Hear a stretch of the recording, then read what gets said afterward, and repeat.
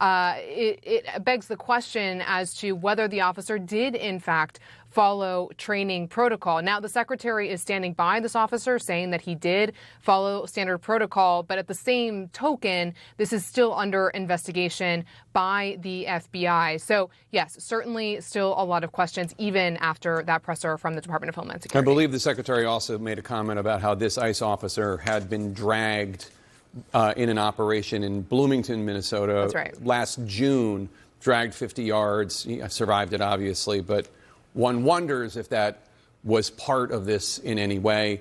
Priscilla Alvarez, Whitney Wild, thanks to both of you. Really appreciate it. Joining us now, Republican Congressman Carlos Jimenez of Florida. We have him here to talk about Venezuela, but there is this breaking news, and I am wondering your reaction to the shooting. I don't know if you've seen any of the video. Yeah, I've seen the video, and I have a number of questions. Look, I was a firefighter, but I was also on the SWAT team, so I have some police training. And as mayor of Miami-Dade County, I was also the sheriff of Miami-Dade County. And so in these instances, you have certain views, but I want to see all the views, but I certainly do have questions about this shooting. Do you think the ICE officer was justified in shooting the woman, or you're not sure? Again, you're going to have to get all the views. Hopefully he had body cam. On himself. I don't think he did. I don't think ICE agents are required to wear body cam.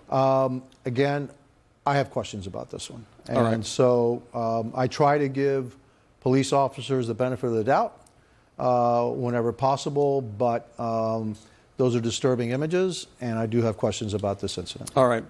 Understood. Let's turn to Venezuela, because I know this is an issue that you care a great deal about.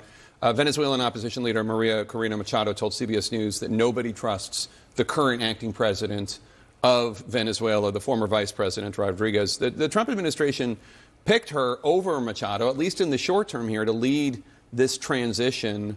Honestly, Maduro's regime, with the exception of Maduro and his wife, is still running things.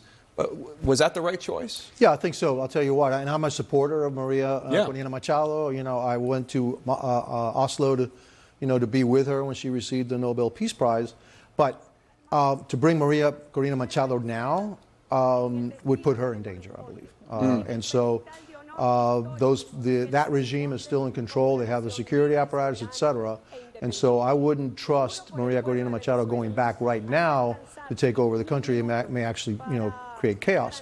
We need a process to get to that. How do we get to that process? Well, I mean, I think the secretary has laid out a process where Secretary Rubio. Correct. Where the current regime, which I don't trust, all right, she's, Delcy Rodriguez is part of that regime, which I don't trust, but we have ways to influence her, and the information I have is that she understands it, and that we need to get to a point where the opposition can come back, because most of the opposition is outside of the country. The opposition can also come back under conditions which assures their security, and then the opposition can actually start the campaigns, et cetera, to have an election to get to a duly elected representative of the people of Venezuela. Whether that'll be what happened back in 24, which was Edmundo Gonzalez and Maria Corina Machado, maybe, or a new election. Now remember, the only reason that Edmundo Gonzalez is the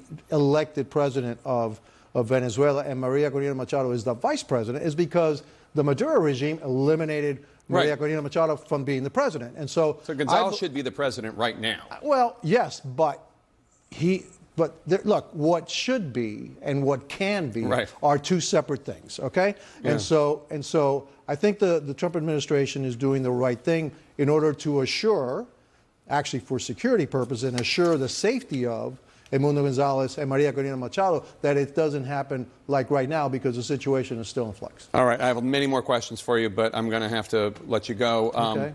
Please come back. I have a lot more questions, and this Machado Venezuela story is incredibly important and also very interesting. Yes. Thank you so much, Congressman. Carlos Jimenez of Florida, Republican.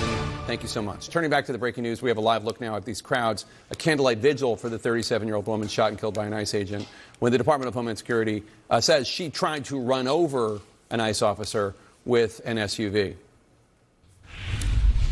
And joining us now is the governor of Maryland, Democrat Wes Moore. Governor, thank you so much for joining us. What is your reaction to what we've seen today?